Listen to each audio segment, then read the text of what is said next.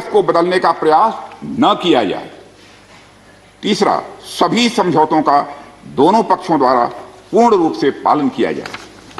सभापति महोदय, फ्रिक्शन क्षेत्रों में डिसएंगेजमेंट के लिए भारत का यह मत है कि 2020 की फॉरवर्ड डिप्लॉयमेंट जो एक दूसरे के बहुत नजदीक हैं वे दूर हो जाएं और दोनों सेनाएं वापस अपनी अपनी स्थायी या मान्य चौकियों पर वापस लौट जाएं। सभापति महोदय, बातचीत के लिए हमारी स्ट्रेटजी तथा अप्रोच माननीय प्रधानमंत्री जी के इस दिशा निर्देश पर आधारित है कि हम अपनी 1 इंच जमीन भी किसी और को नहीं लेने देंगे। हमारे दृढ़ संकल्प का ही यह फल है कि हम समझौते की स्थिति पर पहुंच गए हैं। इन दिशा निर्देशों के दृष्टिगत सितंबर 2020 से लगातार मिलिट्री एंड डिप्लोमेटिक लेवल पर दोनों पक्षों में कई बार बातचीत हुई है कि इस डिसएंगेजमेंट का म्यूचुअली एक्सेप्टेबल तरीका निकाला जाए। अभी तक सीनियर कमांडर्स के स्तर पर 9 राउंड्स की बातचीत हो चुकी है।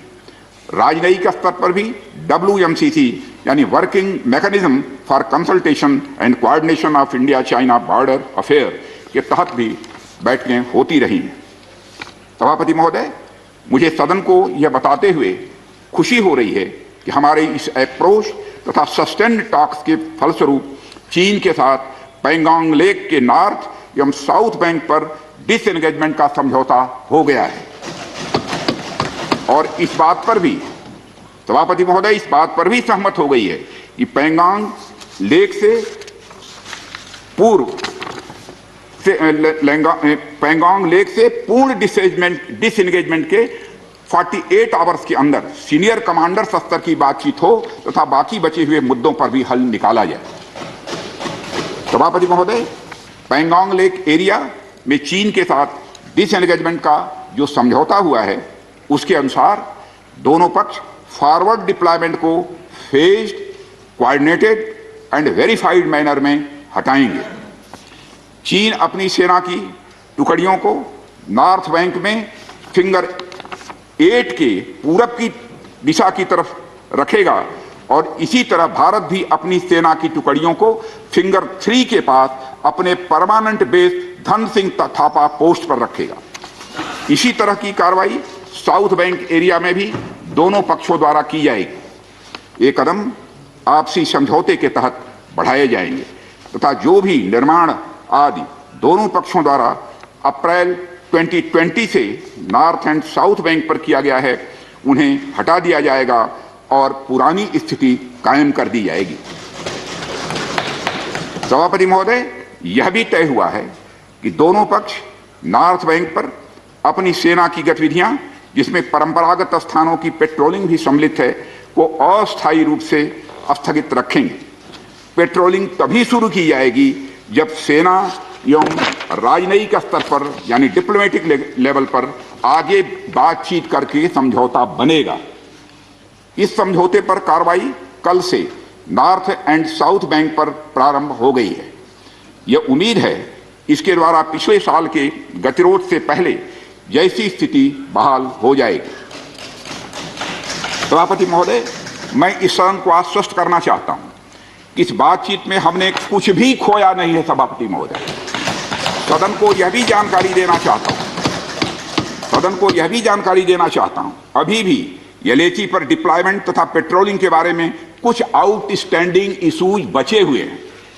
इन पर हमारा ध्यान आगे की बातचीत में रहेगा।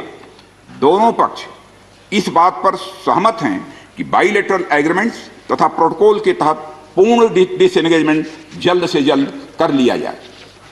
अब तक की बातचीत के बाद चीन भी देश की संप्रभुता की रक्षा के हमारे संकल्प से पूरी तरह और अच्छी तरह अवगत है। हमारी यह भी अपेक्षा है कि चीन द्वारा हमारे साथ मिलकर बचे हुए मुद्दों को हल करने का पूरी गंभीरता के साथ प्रयास किया जाएगा।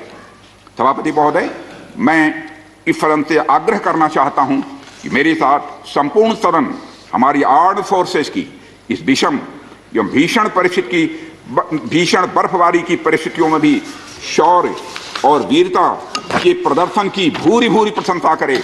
और सभापति महोदय, मैं ये कहना चाहता हूं कि जिन शहीदों के शौर्य और पराक्रम की नींव पर यह डिसएंगेजमेंट आधारित है, उन्हें देश सदैव याद रखेगा।